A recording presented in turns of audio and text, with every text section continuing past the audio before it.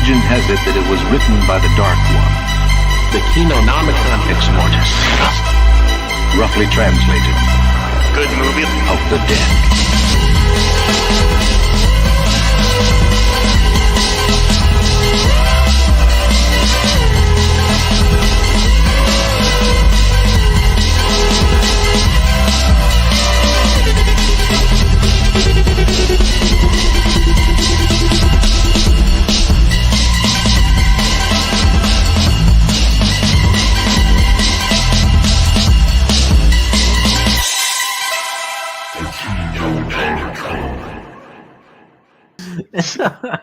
How are you doing, Weenie? How is Weenie kind?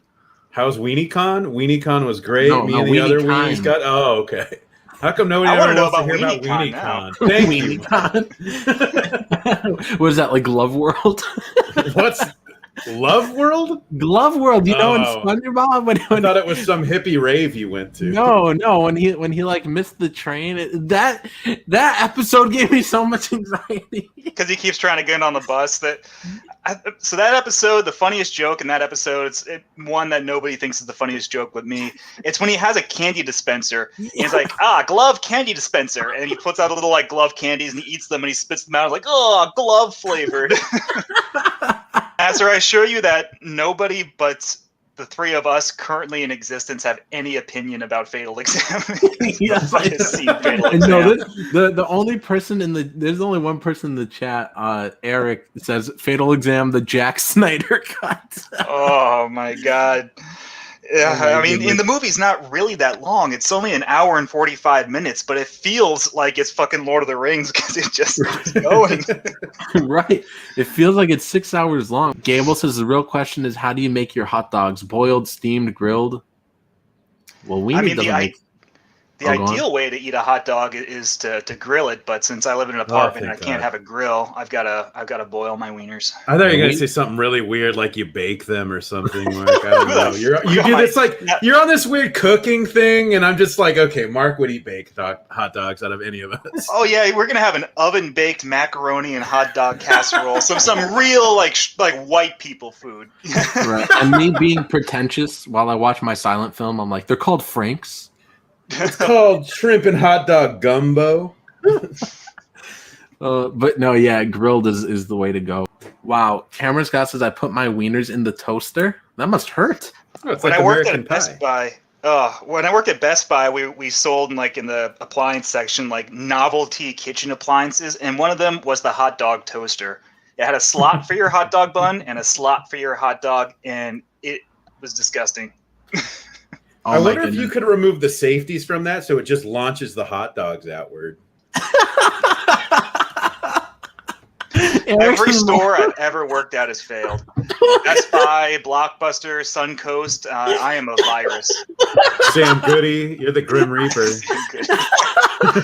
But it's like, you know, that meme of Death going down the hallway and knocking at all the different doors? Like that's me. I'm Death, and like all those doors like Suncoast, Blockbuster. The next door I'm knocking at it is going to be like Kinonomicon. Do not put this on your LinkedIn, please. Oh my goodness, Eric! I did not even notice that. That's funny because it's true. You're like, yeah. 20 years ago when I went to the store, before they all closed down. I'm the harbinger of doom for all of these retail locations. Speaking of the harbinger of doom, Fatal Exam was a tough one to get through. I thought about rage quitting. It was pretty boring, but it had parts I liked. But what I couldn't stand was all the audio sounded all muffled like this. It was so muffled. Yeah, it was a bad audio mix. Yeah, I had to read the subtitles like I was watching a silent film, and then I was like, why am I not watching a silent film? And then you loved it. No, I didn't love it. No, I didn't love it. I mean, it had some okay parts, but I'm actually trying to think of the okay parts. Like, what okay parts? I like some of the dialogue. That one friend guy had some line about a yo-yo in a butt, and I remember cracking up. Yeah, like that. Like the yo-yo part was funny. There's some funny things to poke at. Like the dude with the mustache looks like the most 80s dude I've ever seen. Like the fat dude with the mustache. And he's like the hero. Like, what the fuck? Yeah. This is our protagonist? This like fat old guy with the mustache all the girls are swooning over? Like, Right. was he the director? Or was he the writer? I don't know. But there were some funny parts. Like there were some parts like so bad it's good. Like when they're all in the house for the stupidest reason ever, they're all in this house. And then like they're all like sitting there, and somebody's like, "Wait, where's this guy and that girl? Where'd that couple go?" And somebody's like, "Oh, they left a note. They went to the store." I'm like, "Wait, who went to the store? They're all here." Like I didn't notice anybody missing. That was the funny part. You know, the movie either has too few people when it's supposed to, or too many people when it's supposed to. Like that part at the end where the last two survivors are getting into a knife fight, and just a third character just like pokes his head into frame. He's like, "What? Oh shit! Am I in the camera?" Right. I mean, Like- it's go on. Fatal Exam was like incompetent, but it wasn't an amusing sort of incompetent like Winter Beast was. It just it kind of dragged. No, I mean I liked laughing at it. Like this is the stupidest thing I've ever seen.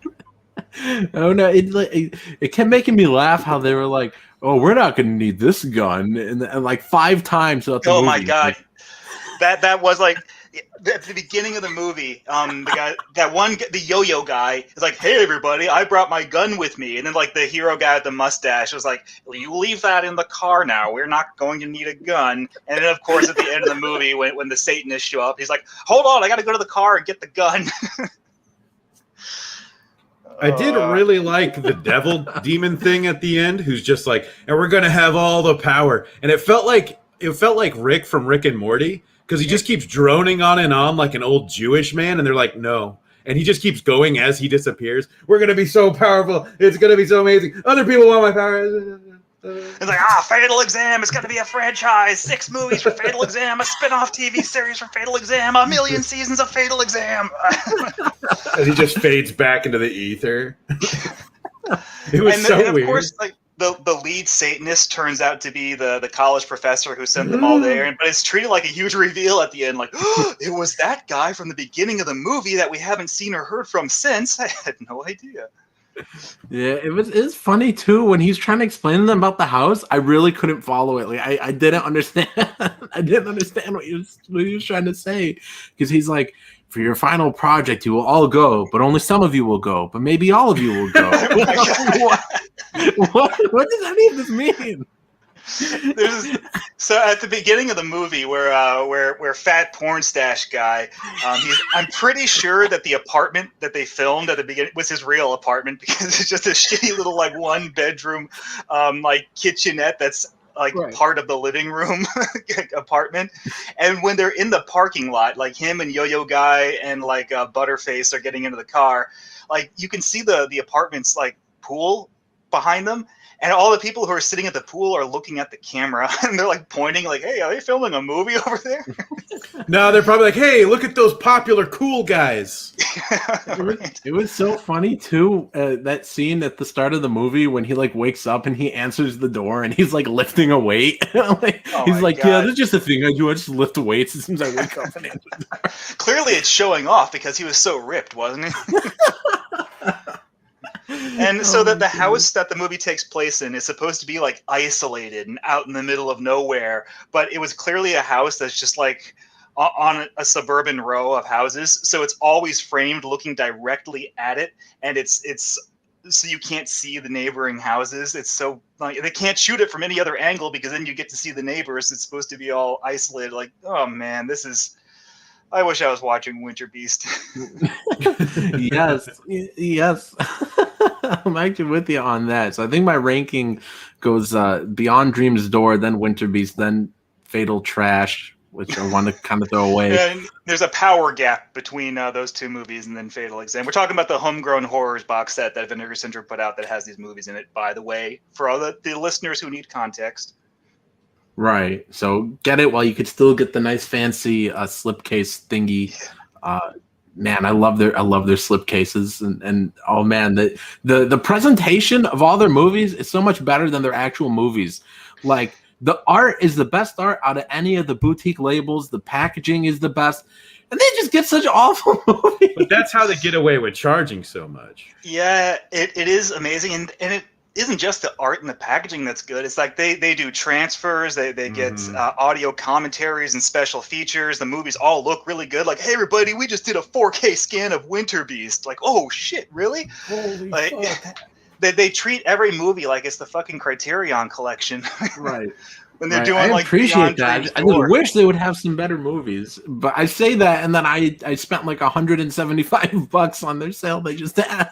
Oh my god, yeah, I'm gonna be eating hot dog and macaroni casserole for a while now after that sale. Right. I knew it. No, Mark, you're just eating the buns. You're just putting the buns in the casserole. Rich and bundly goodness. But no, yeah, I ordered some of their mood. What was the one you were talking about, Mark? Called like Spellcaster or something? That's the one that was like secretly co-directed by John Carl Buechler, and so now I can't wait to see that one because like just the screen caps of it looks fucking like rad as shit. Their store is closed, so we can't even buy it right now. So Mark will have to let us all borrow that. We'll take turns. I think that borrowing one sold Mark's out. movies.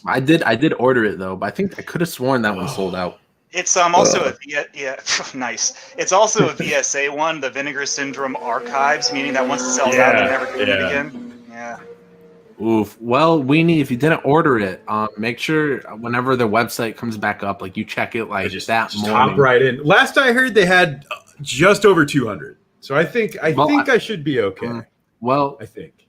Yeah, but check it like as soon as their website goes back up because when they had when they had their last sale, and I missed out on the Amityville Cursed Collection box set because it sold out, and I was an idiot. And then I was waiting for their website to come back up because I'm sure at least one person returned it. And then when it came back up, it was coming back up at like 9:30 in the morning, like a few weeks later, and I was like, all right, so at 9:30 I'll check it. I woke up at like 6 in the morning, like I always do. I'm like, all right, so at 9:30, refresh their website. I'm sure there'll be one. And I was telling this to somebody, and they messaged me at like 10, and they're like, oh, hey, did you check the website? They've got 5 more in stock. Did you buy it? I was like, oh, no, wait, I forgot. So then I went to their website, and as soon as I went to the website, they were all gone again. So instead of getting it for 50% off or whatever, or getting it for like $60, I had to spend $100 getting it from, I think, Grindhouse DVD or video or something. That's on you, Nasser. You've no one to blame but yourself for that. But yeah, and I still haven't even watched it. Oh, so speaking of the Vinegar Syndrome archive, those things, just because they only make like 4,000 of them, and that's the total pressing, like those movies can be shit. And on that topic, I have Grave Secrets, which was one of their archive collections. I have edition number 1,289 out of 4,000. And Grave Secrets sucks ass. It's terrible. I thought you kind of liked it. I liked that it had David Warner in it for 15 minutes. Not even 15 minutes. He's in it for like 10 minutes. And then he just like fucks off and leaves the movie. He made a wise decision. Yeah, the best part of the movie is when he shows up. So here's the funny thing about Grave Secrets. So the plot is that Paul Lamette is a academic psychic. He's playing the exact same character he played in Puppet Master. He even looks the same because they're both made the same year. So he has the long hair but the big forehead. Oh, no. And I swear to God, like if they're named. My headcanon is that it's the same guy. Like this is like a stealth tie-in to Puppet Master because he's playing the exact same role. And what happens is this lady says, "Hey, my house is haunted. Will you come investigate?" And he's like, "Are you single?" And she's like, "Yes." Like, "I'll be right there." And so he heads over to her place. And you would think like that's when the movie ramps up and all sorts of crazy ghostly phenomenon starts happening. But no. The movie is trying to be a throwback to like old school haunted house movies like The Innocents and The Haunting and, older ones like pre-Poltergeist. But it's made in 1989, so it looks like it should be an exciting, cool as fuck 80s horror movie, but it's not because it's trying to be like an old school 50s, 60s horror movie, and it just ends up being really goddamn boring. And then David Warner shows up as another psychic who tries to channel the evil spirit in the house, and it possesses him, and he goes crazy, and then he gets carted away. It's just okay. I challenge you to watch Grave Secrets and tell me which is more boring, that movie or Fatal Exam, because I actually can't make up my mind. Ooh. I was gonna laugh and tell you I don't have to watch it, and then I realized I also bought a copy, so that is possible. Joke's on you. I didn't order it. Well, it's like, because Paul LaMatt is playing the exact same character they played in Puppet Master, I'm like, wow, this movie's just like Puppet Master, but boring as fuck and no puppets. Oh, well, I'm glad you brought up Puppet Master, so now we can just talk about that. It's been a while since we talked about Puppet Master. We did good the last few streams. Speaking of Puppet Master, actually, I don't think those action figures came out yet. I'm still waiting on them too, the NECA ones. So everything that NECA solicited has been delayed by like 6 or 7 months. They're like, oh, shipping from China and the cost of plastic, and we fucking suck. So yeah, the Jason figure, the Part 7 Jason figure, that got delayed. Shipping, like, so those NECA Ninja Turtle ones that I pre-ordered last August haven't started getting here until like a couple of weeks ago. They were supposed to arrive in January, so like NECA's just like fucking it up right now. I thought they were done with Friday the 13th licenses because of the lawsuit. I don't know how they worked it out. They were done for like 2 years because of the lawsuits, but then they just like out of nowhere announced the Part 7 Jason, but it hasn't come out yet. So for all I know, maybe they did get fucked over again, and now they can't. Yeah, I don't know how any of that works, because like a couple years ago they put out that Mrs. Voorhees, that one figure they put out. I don't know the exact name of that one, because it's not the fancy like NECA ones. It's the other one. Not their main line. What's their other line? Like they put out that one of Mrs. Voorhees. The one that has like the cloth clothing. Like the cloth clothing. Yeah, like that one. Like they put that out. Wait, cloth clothing. They made a Mrs. Voorhees you could dress up and dress down?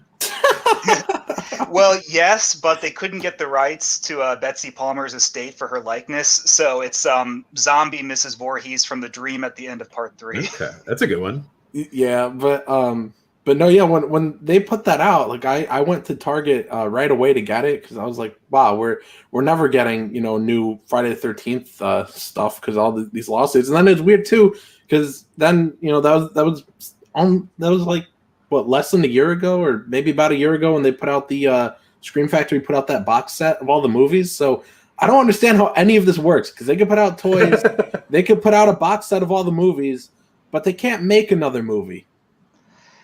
Fuck if I know. I don't know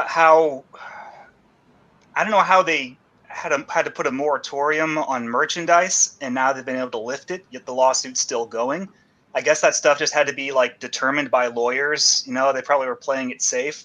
Like, okay, until we know for sure that we do have the rights to put out merchandise, let's just put a hold on all the merch until our lawyers go over all of our contracts and give us the go-ahead. I don't know. I thought the lawsuit was over, and then there was another lawsuit. That's the thing. It's been like a marathon of lawsuits that are all like daisy chained together. It's just every time like one's thrown out, like there's an appeal, or they just launch another one. It's not going to end until one of them dies. Right. Like, please, Victor Miller, just die. Just fall off the cliff. Please. I just want another movie. I don't even know what the lawsuit it really is about. It's like, no, you didn't pay me. No, you didn't pay me. Like, it's something that it's bullshit. But not speaking of Jason, but speaking of Freddy, I watched the gay Nightmare on Elm Street movie, which ironically is also one of the best Nightmare on Elm Street sequels, Part 2. I've seen it a million times, but I rewatched it last night, 2 nights ago. Did you watch this in preparation for today being Gay Day or whatever? LGBT Oh yeah, Awareness Day. Oh, that's right. We're in Pride Month, aren't we? I guess. Right. So nobody eat the month. I thought it was just the day. Right. So nobody eat Chick-fil-A. Only eat hot dogs. Oh wait, that sounded a little gay. Subliminal messaging. All those fucking rainbow flags and upside down triangles all over my feed on social media. Like, man, I could sure go for a gay movie right about now. I want to do something really gay, but not too gay. I don't want to have to talk to my parents about anything. Part Oh, two man. is fucking awesome, though. I mean, yeah, the It's rad. homoeroticism's hilarious, but like the movie itself is just fantastic. It's actually one of my most rewatched like Nightmare on Elm Street sequels. It's actually one Oh, of the same most here. palatable. Same here. Yeah, they did a good job. It's got good atmosphere to it. Probably some of the best atmosphere out of maybe even all the sequels. I don't know, it's Well, really atmospheric. It's really ominous. Like Right. throughout the movie, like the temperature in the house is like getting hotter and hotter, and by the end of the movie, the birds are exploding, and and Clu Gallagher is just like covered in sweat, and he's like, oh, this is worse than Return to the Living Dead. So both of your guys' most rewatched Nightmare on Elm Street is part 2? Well, my most rewatched one is New Nightmare, but then probably part 2. I think for me, it's part 2 and Freddy's Dead are the ones I like to rewatch. Like two that couldn't be more different because part 2 Freddy is like really serious. There's no comedy or one-liners at all from him in that one. And then part 6 Freddy is him at his most goofy. So I feel like I get like the best version of Freddy when I watch one or the other. That's the one I always end up coming back to too. Is Freddy's Dead because it's just Yeah. so weird. It's pretty much post-apocalyptic. Like Springwood's destroyed pretty much. There's no more Right. kids. Like Freddy won, and that alone, like getting to see that's pretty crazy. You don't get to see that in a horror movie, really. You know, No, like, the bad imagine guy if, has won. Yeah, I want to see like the post-apocalyptic Friday the 13th movie where just like everybody in Crystal Lake is dead. It's just like the And town is just littered with corpses. Yeah, just everywhere. totally cleared out. Yeah. No, But that's one of the more really interesting fun. parts of Friday the 13th, Jason Goes to Hell, is that it starts with, all right, now the feds have to get involved because obviously things are so messed up that the government had to step in. I love the part in Jason Goes to Hell where it's after the feds have blown up Jason. There's that diner, and they have like this big sign out front that says, "Jason's dead, 2-for-1 burger sale." That's just how the small town of Crystal Lake celebrates like this asshole getting blown up. Like, finally! He thought he'd never die. Do you think Right. if they took Jason to trial, he would get off because he's so incoherent? Like they wouldn't even be able to. He'd have to go to like a mental institution or something. One of the rejected scripts for Freddy vs. Jason is that exact plot. Yeah. It's terrible. But they also played it like it was more grounded with that idea, though, that that Jason was just some weird old guy. Yeah, I think it took place in like the New Nightmare universe. So it was like real world Freddy, who's the Dream Demon, and real world Jason. They had a part where like they mentioned that all the Friday the 13th movies are just movies in that universe based off the real world Jason. The real world Jason is just a sad old guy. I like It was that like- idea. Yeah. Terrible. I'd rather have something like that in a comic than a movie. Yeah. My favorite thing about I watched this video one time. Can't remember who made it, but somebody made this video where they went over like all the scrapped Friday the 13th screenplays. And my favorite part about all that is that the guy's like, yeah, and in all of these, the only thing that remains the same is that his dad is named Eli or Elias. Elias. Yeah, I always thought that was funny. That's the one thing that everybody's like, all right, and his dad is named Elias. I think it's because when you hear the name Elias, you never forget it. Yeah, that's my brother's name, actually. Is it? Because that's such a unusual name. It's like if someone says like, "Oh, hello, nice to meet you. My name's Zebulon." Like, okay, I'm gonna remember your name for the rest of your life. Because how many times am I gonna meet a Zebulon? I watched Train to Busan, which was pretty good. I don't know if just maybe my bar is so low for zombie movies, No, I don't know. That's what I hear from everybody. That one. but I think it's some good. hidden, like, It's really, really solid. yeah, I hear from everybody that's some gem. Tim liked it, and Tim doesn't normally watch horror movies, but he told me that movie was really good. So I got to get around to it. It's like 10 years old at this point, isn't it? It's actually, Yeah. Yeah, it's all crusty. Joe Bob was showing it on Friday. He did a double feature of that and Spookies. So I rewatched Spookies as well. Yeah, it was really cool to hear him talk about Spookies, especially. Can never go wrong with Spookies. Isn't Spookies also a Vinegar Syndrome release? Yeah, I dude, think it's 2 discs. Eric says, "Can we all agree that part 4 is the worst?" And he says, Nightmare on Elm Street. He says, "You ever think about how Friday parts 2 through 4 all take place immediately following each other? Like, how is another left alive in Crystal Lake after that one?" Okay, Yeah, that it's is like a good 3-day point. span. And it's just Jason going ape shit like on Crystal Lake. If you watch those 3 movies consecutively, it's just Jason. Like he doesn't even stay in the campground. He like walks down the street to the grocery store and kills everybody in the grocery store for no reason and leaves. It's like, Jason, what the fuck, dude? I will say, Friday the 13th Part 4 is my favorite one. I like that one a lot too. I can never choose a favorite Friday the 13th. It always changes. Like sometimes 6 is my favorite, sometimes it's 7, sometimes it's Jason Takes Manhattan. I can never make up my mind. Oh man, no, I'm with you on Part 7. Part 7 is either my second favorite or my first favorite. I am a little torn with 4 and 7, but I might give it to 4 because that one comes to mind first. But yeah, those 2 are my favorite too. I also really like Jason X. I love how everybody tears their brain about it. But I think it was really good. If you watch it as like a self-parody, like it's not like right. That's how I watched it. It's not canon to the rest of the movies. It's just this like gag movie. It's actually really funny and enjoyable. But it's supposed to be goofy. Like people take that too seriously when they're like, "No, he's in space." Well, yeah, he's in space. It's a joke. Mark, Part 7, when so Part 7 used to be one of my favorites. I rewatched it when I got the Scream Factory box set, and I really, really noticed how badly cut it was for all the gore getting like just sucked out of that movie. And it's probably the most sterile of all the Friday the 13th movies. It's actually kind of disappointing, which is a shame too, because it's got special effects by John Carl Buechler, and they all look really good. But the movie is just like it cuts them all out. It's shot really well. It's got a great cast. It's just it's a goreless Friday the 13th movie. That's what I was hoping for when they put out this set was for an uncut version of Part 7. But I don't know if they just didn't have that film anymore or what. The deal was. They have like work prints.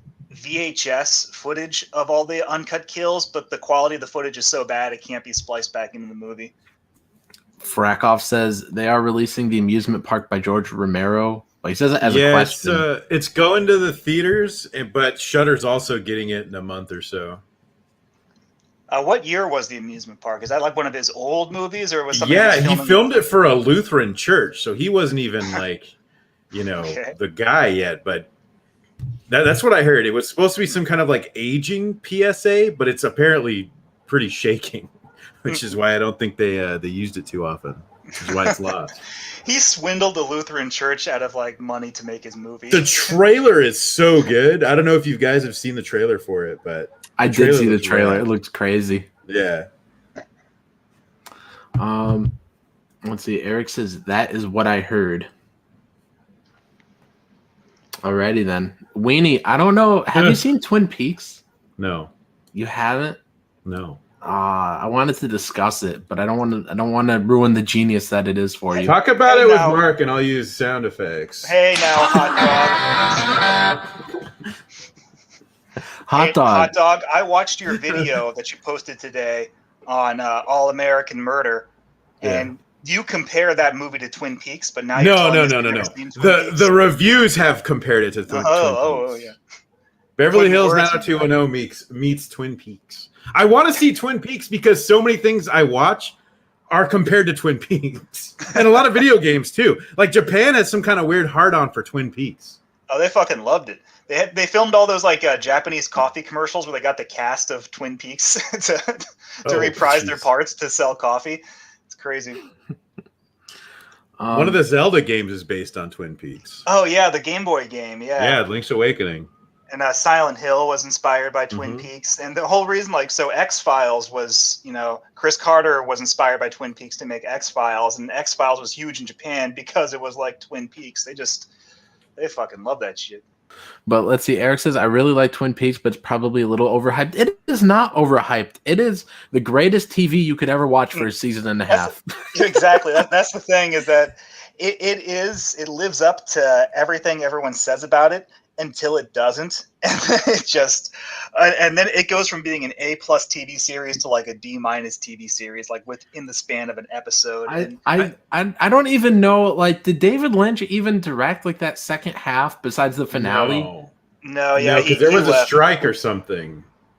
something happened to make him not able to. Like, I think it might have been some kind of strike that was happening in the television industry at the time. Well, I mean, he came back for the finale and then the TV movie, or it wasn't a TV movie; it was a real movie. But yeah, A Fire Walk with Me. Yeah, the movie that bombed so hard. Yeah, I don't know why he left, but like the co-creator, the other guy whose name I can't remember. Yeah, Mark Frost. There we go. He stepped up and became the sole showrunner after the Laura Palmer story arc was finished, and that stupid like super villain bad guy that they have, who was the main story arc in the second half of season 2. I hated it. I hated it so much. But I'm watching Twin Peaks for the second time. I didn't see season 3 or the movie, but now that I have those, I'm going through and watching it all, and I'm watching it with my brother, and I'm just like, man, you're in for a bad second half of season 2. Where do you even start with Twin Peaks? Because I feel like, as somebody who's a total noob, every time I hear people talk about it, I hear start in this place or start at this other thing, but this other thing's kind of a movie that's combined with something else. Okay, so it goes like this. So just to start for Twin Peaks, just watch season 1, season 2, and then there was a prequel movie that came out after that called Fire Walk with Me. And then there's a companion movie called The Missing Pieces. So watch those 2 movies, and then watch the Showtime revival series like from a few years ago. Season 1, season 2, Fire Walk with Me, and then Missing Pieces. Yeah, and then The Missing Pieces, and then season 3 / limited event, whatever they want to call it. I thought I ordered it, but I accidentally ordered Twin Peaks, the Angry Birds movie. I'm hoping it's just as good, though. I'll talk about it. You know what? You know what? I was watching this clip of The Simpsons. I told you I was going to start the show, and I've been lacking. I haven't yet, but I saw this clip where Homer tries to watch Twin Peaks, and they're like, you guys in Twin Peaks have great cherry pie and great coffee. And then like he leans in closer to the screen, and then it shows the show, and there's a guy dancing with a horse under a tree that has a street light attached to it. and Homer's like, he starts laughing and clapping his hands. He's like, excellent. And then he's like, and I have no idea what's going on. That's how we all feel about Twin Peaks. That's how we all feel about David Lynch. Anything David Lynch. Well, I did watch one more movie before we run out of time. I watched Psycho 3, which I hadn't watched since the 90s, because I'd seen like Psycho 1 and Psycho 2 a lot because I had them both copied onto a beta cassette when I was a kid. So I watched those 2 movies all the time. But I think I only ever saw Psycho 3 once or twice back in the 90s. So I didn't really remember jack shit about it. It's actually really good. I know people like give it a hard time because it's not as good as Psycho 1 or 2, but I really thought it was great. It's pretty solid. I really dig it. 4 is kind of the roughest one in the bunch, I think. Yeah, no, that's the one I haven't picked up yet, and I'm actually kind of on the fence about picking that one up because Psycho 4 retcons Psycho 2 and 3. So Psycho 4 is a direct follow-up to Psycho 1, and it ignores 2 and 3. But it I don't know, that fucks around with like those flashbacks. It was a made-for-TV movie, and to save money, they filmed it on the replica Psycho House Bates Motel set at Universal Studios, the theme park. Where they had that stupid like facade of the Bates Motel, and filmed it there. And so the whole movie I remember it looking so cheap and so shitty. Yeah, that movie is a little sus. But the thing is like the ending sort of sets up like a part 5 or a spin-off of some sort, or even a show. Could have come out of like the ending of that. Not that it needed it, but like it set up something actually pretty interesting at the end. And when I watched it, I was like, oh man, that'd actually be a cool plot point to follow up with. And then there's just nothing. There's nothing after that. Well, then Anthony Perkins got AIDS and died, so that kind of put a stop to that. But yeah, he did. Yeah, Rich. I mean, speaking of him though, he directed Psycho 3, and I was like, really, because it was his first time as a director, and Might have the been his movie only looks time. Really good. Yeah, his first and only time. He didn't live long enough to try again, but the movie looks like a good director directed it. Like it's got these like Suspiria colors, like a whole lot of reds and greens. It's very surreal and nightmarish. Like Psycho 2 almost feels really sterile in comparison to Psycho 3. I actually kind of like Psycho 3 like visually. It's just a really good looking movie. Yeah, I love how the movie just got like real wacky. Like, uh, they spent a lot of part two trying to make Norman sympathetic, and I mean spoilers for anyone that hasn't seen the movie, but I'm sure you all have. But then at the end, and they reveal like, oh, he's not the killer, but then he kills somebody, and it's like, oh, okay, so he is still crazy. But they spent all this time making him like sympathetic, like, no, he couldn't harm a fly, and then in the third one, he's just like, kill, kill, kill, like he's just like.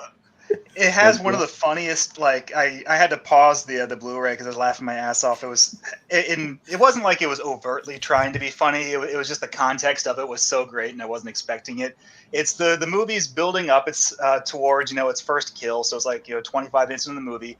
Norman sees this girl who comes to the hotel who looks like Marion Crane from Psycho 1. So he's compelled to kill her. And they start recreating the shower scene where, Norman's dressed as mother and he's creeping into the shower, into the bathroom with the knife. And he pulls the shower curtain aside and looks down. And the lady's in the bathtub. She slit her own wrists and she's dying. Like she beat him to it. Like that, I was not expecting that. That was such a good like bait and switch there. And then so she's like an ex-nun who lost faith in God. So when she looks up and she like hallucinating because all the blood's coming out of her body, she looks up and she sees like Norman as mother, but she's hallucinating, and so she thinks that it's the Virgin Mary. And the fluorescent light behind her looks like a halo around her head, and the silver knife, in his hand looks like a crucifix. So she's like, "Oh God, you are out there." It's really dark, but it's also really funny. Yeah, man, all the Psycho movies are so much better than the books. Like, I think Mark, you read the book, the first one. It's really trash. It's so trash. It's and the funny part too is it's basically the same as the movie, except Marion Crane's origin is much more fleshed out in the movie versus in the book. It's mostly like a really quick flashback. But I'm so surprised how Hitchcock turned that garbage into a masterpiece. Like, well, it's that weird. Like, normally it doesn't work that way with movie adaptations of novelizations. Usually the book has more substance than the movie. But this is the opposite way around. The characters are more fleshed out in the movie and more sympathetic, especially Norman, as opposed to the book where they're all really shallow and boring and unlikable. It's just like a 100% improvement from the source material. And on all the covers of the paperback, they've got all those quotes like chilling, frightening, such a scary novel. I'm like, really? You call this frightening? It was not frightening. My favorite part of Psycho 2 is when Dennis Franz is trying to set off Norman, and then he goes, "What are you, some kind of psycho?" Yes. Do you remember that? Like they do that, and I couldn't believe it. That movie is so great. There was this part in Psycho 3 that was great. It's at the very end where the reporter lady is in the Bates mansion. And Norman's dressed as mother, and the way it's shot is really cool. Is that whenever Norman's dressed as mother, you never see Norman's face. They do something with the lighting, so his face is always just a black void in the shadow. It's really cool. But he's like creeping up the stairs with the knife, like encroaching on her, and she's trying to like snap Norman out of it by like telling him like all the truth about his mother and his aunts. So the lady from Psycho 2 turns out that wasn't really his mother, that was his aunt who thought she was his mother. And so she's doing all this like this rapid exposition, and as she's like flailing around, she tips a portrait on the wall like crooked, and like without missing a beat, Norman, as he's walking up the stairs, just like grabs the corner of the portrait and straightens it and keeps going. And it's just so cool. And that's like something that Anthony Perkins probably thought up to put in there because like he understood the character so well. But it's just little nuances like that are what makes Psycho 3 so much better than it really should be. Right. Those movies had no business being that good. I was always thinking, I'm like, wow, Psycho sequels like 20 something years later. Why? And then I It's super watched them weird. all. I'm like, I am so glad they made these. And I am so glad they didn't stick to the books. Like the second one, like they completely threw it out the window, like after it came out, because it's just Robert Bloch being so upset at Hollywood. Like, how dare that movie be more popular than my book? So it's just him like writing about a bunch of like dumb Hollywood people doing dumb Hollywood stuff. And then the third one is so stupid because by the third one, Norman's dead, and so it's How about does he this die? chick. I'm not going to spoil that. I'm going to make you be tortured You and say read you the don't books and know. find That's out. okay. But no, I know I read them, but no, the third one is so stupid. Psycho House or Psycho House Party, as you called it, Mark. I honestly thought that was the title. I thought it was Psycho House Party. No, it's but it's so stupid. It's this chick goes to oh crap, what is the city called? I forget. Whatever the name of that town is in Psycho. Psychoberg. oh Fairville. Fairville. Yeah, Fairville. Yeah, so this chick goes there. She's some reporter. Because I guess the Psycho House burned down and somebody opened it back up with like these animatronics that are spooky and they stab people. And some chick broke in there for some reason and died. And so this reporter lady is like, what if it was Norman? What if he's back? And then it's this whole thing with what if Norman was possessed? And what if it was a ghost? And what if the ghost is possessing people to kill people? So it's like not Scooby-Doo. cool. Except it's not cool at all. It's just stupid. And I can't even remember how it ended. Just be glad you didn't get to book 9 where Norman goes to space and becomes a cyborg transvestite Well, that with sounds Oedipus fun. complex. Psycho X. Yes. That sounds fun. What I'm going to watch next, though, because I found it on YouTube, is the 1987 Bates Motel TV movie. Have you any of you ever seen that? No, that's with I think Lori Petty, right? That's the only. Yeah, Lori Petty. That's the only Psycho-related thing I haven't watched yet. I watched the show, which, man, when I first saw the show, like, I don't know, like 6 years ago, I was like, oh, that's really good.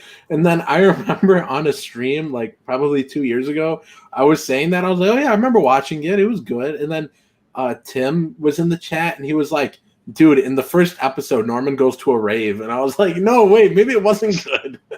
Why can't Norman party and just let off some steam? What's wrong with you? So, yeah, Tim was telling me about that. Actually, he reevaluated it because he watched the first episode and he hated that so much that he didn't watch it again for a long time. Then he gave it another chance, and he said that it gets really good in like the second or third seasons. It gets crazy. It takes a while though, because this is like, the origin of Norman. It's like if Psycho 4 was 12 hours long. Oh, Psycho you know what? Yeah. So I don't talk to my coworkers at all, but when I worked at the bank, there was one time where a couple people were like, "Oh, I finished watching the show on Netflix. I need something to watch." And for some reason, Bates Motel was the first thing that came to mind, and I was like, "Oh, well, you should watch Bates Motel, but you'll probably like it more if you've seen Psycho."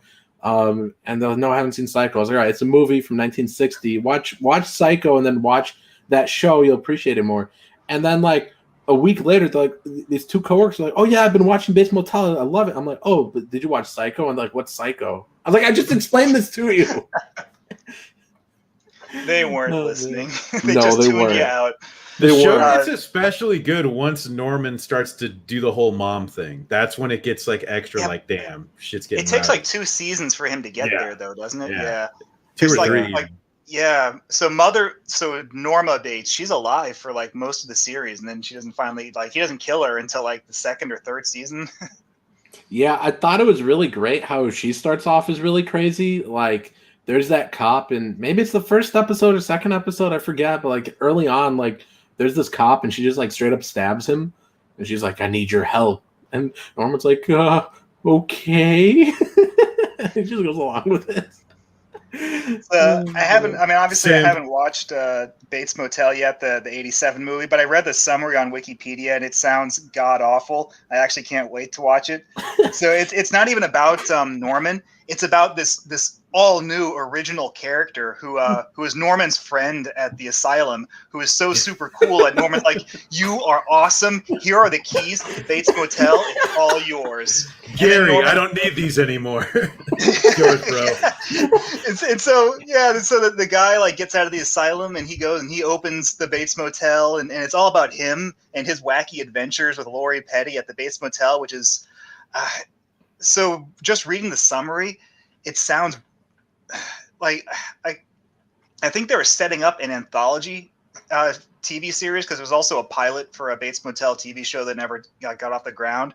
So like the first half of the movie is some he like mustache twirling like robber baron trying to swindle Cole Young, the original character, out of the Bates Motel's like the deed to the motel. He's like, "Yes, I'll get the deed to the farm." You know, and the so final piece of my puzzle. So that they You managed do that to, voice like, a little too well. they thwart his evil plan, and so they get to open up the hotel, and then just like the last 20 minutes are a completely unrelated story about a lady who goes to stay at the hotel and has an encounter with ghosts. And then the movie, according to the summary on Wikipedia, the movie ends with original character Do Not Steal turning towards the camera and saying like, "Crazy things happen here at Bates Motel. Let's see what happens next." And that's how the movie ends. Oh my Like goodness. I can't wait to watch this garbage. You know what? Send me the link to that. I'm gonna watch that. I'm gonna watch I'll it. post it. I'll post it in the DM. It's on YouTube. If you just type in Bates Motel 1987, you'll find it. Yeah, I'm gonna type that in right now. I'm gonna watch that this week. We can talk about it next time. You better watch this too. Let's see, Bates Motel 1987. Yes, I just found it. Okay. I put in my watch later. I'm gonna watch this thing. Eric says, Fire Walk with Me is on Criterion Disc and HBO Max. Yeah, but get the Criterion F streaming. Frackoff with a very depressing message says Anthony Perkins' real wife died on 9/11 when her plane hit the World Trade Center. See, I saw this and I didn't know if it was a joke about like her being a pilot or something, or one of the people who flew it. You know, one of those jokes. That's real. She really was on the airplane. That's terrible. Mark Wahlberg. Oh, and you know who else was almost on there? The guy who voices Peter Griffin. The guy who's in all our thumbnails. Yeah, that guy. Yeah, Psycho 3 is a straight up slasher. I think it's not as cerebral as like Psycho 2 was, but I don't think it goes quite into like Friday the 13th territory. But yeah, Norman does just like straight up slaughter. Like, so they had to come up with victims for him to kill. So one of the subplots is that all these people showing up for the local football game are staying at the Bates Motels. They're just a whole bunch of like young people, and he's just killing dudes and ladies. Like there's a lady who's like at a phone booth, and that's their version of the shower scene. And she's just like dialing the phone, and then like right, she's Norman taking just a like shower in the phone booth. Yeah, like he's out there in the middle of the fucking parking lot. And nobody sees him hacking this lady up. I love it. Oh man, I don't know if they did this in 3 and 4, but they did it in 2. They had a Hitchcock cameo where somebody turns on a light or something, and you can see the shadow is like his outline. I wonder what Hitchcock would have thought about these movies. He's probably It's kind of crazy. Like they maintain the series seriousness, and they never really get goofy with it. You know, they don't take it to Friday the 13th levels, Nightmare on Elm Street levels. They keep it pretty much grounded. You know, I think he would have liked part 2, but I don't think he would have liked 3 and 4. I mean, no, I don't think anybody liked 4. 4. I mean, I haven't seen that one in a long time, but Four is watchable. It's not bad. Like you're not gonna be bored with it, but you're not gonna be bored with it. You're not gonna be bored with it, but you're gonna be like, yeah, I wish. Yeah, it's a lot of origin stuff. You'll be like, oh, that's why he likes his mommy so much. Yeah, like it's real pretty sus. hot, I guess. All right. Yeah, it's the chick from Black Christmas. That's right, like Olivia something. Newton-John, I think. Olivia Newton-John. Yeah. Oh boy, it's going to be a musical. I can't wait. Yeah. You said that Psycho 3 doesn't get goofy, but there's that part at the end where that one guy's trying to blackmail Norman, and they're playing a Woody Woodpecker cartoon on the TV in the room. Oh, and so yeah. when Norman loses it, like he's about to go into psycho mode and attack that guy, that's when they start playing the Woody Woodpecker laugh, like right. Oh man, Jeff Fahey, the lawnmower man. Mm-hmm. The lawnmower, yeah, that's right. Helmet says, "Have you guys ever seen Exorcist 3 Legion from 1990? Yeah. I find it pretty good. I love that movie. It's There's phenomenal. only one scene I don't like because it looks goofy, and that's with the giant like shears thing where the old lady's trying to cut off the chick's head. So cool. It's I don't know, it just looks kind of stupid. Yeah, it's weirdly cut. It is, but isn't that the scene that's in the hospital where you have that one really, really long, like continuous shot build up of the nurse in the hallway? Yes, I love that. I love that so much. Yeah, man, awesome. Oh, that is so great. I still haven't seen the director's cut of Exorcist 3. I've only seen the theatrical cut. And the theatrical cut is good, but I know that the director's cut is like a totally different movie. Like they cut out the end, a lot of the end, and then the priest character is cut out also. Yeah. Yeah, I don't think I'm gonna watch gotta that pick cut. that up. That's before Scream Factory takes it out of print, like they do everything. I haven't watched the director's cut only because everything I hear is that it just pales in so much comparison to the right. That's why I'm not going to watch theatrical. Yeah, I don't know. I'll give it a shot because as long as they don't cut out Brad Dourif, that's all that matters. They do though. They do. I thought they cut out the priest. No.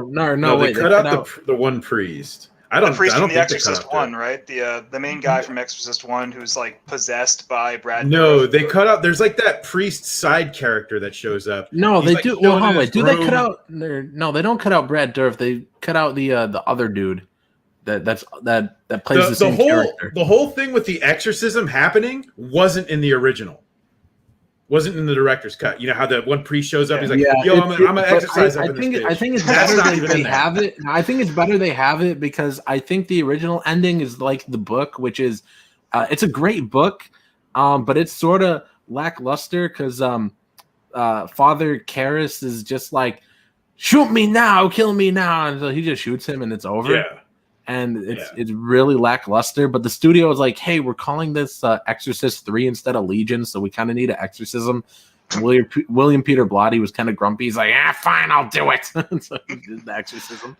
Well, that for a scene that isn't supposed to be in the movie, it's actually really cool. That's the part where like the lady's like Spider-Manning on the ceiling and shit like that, right? Well, I can't remember if there's anyone on the ceiling in that scene, but there definitely is that old lady. But yeah, that's in the movie. Yeah. All right, I gotta pick that up so I can.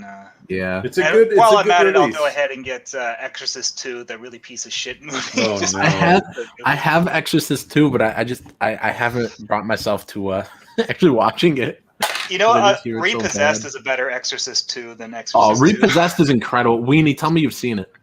Well, like whenever it first came out on VHS. Oh, you haven't seen it in a long time, dude. No. Watch it. I love Repossessed. It's one of my favorite movies ever. I keep it on the pretentious shelf where I keep like all like if you ever look at that shelf, like I got all like the really pretentious like Criterion releases, David Lynch stuff. Like I've got like Midsommar up there, and I've got like a lot of silent films up there, and then you'll see it.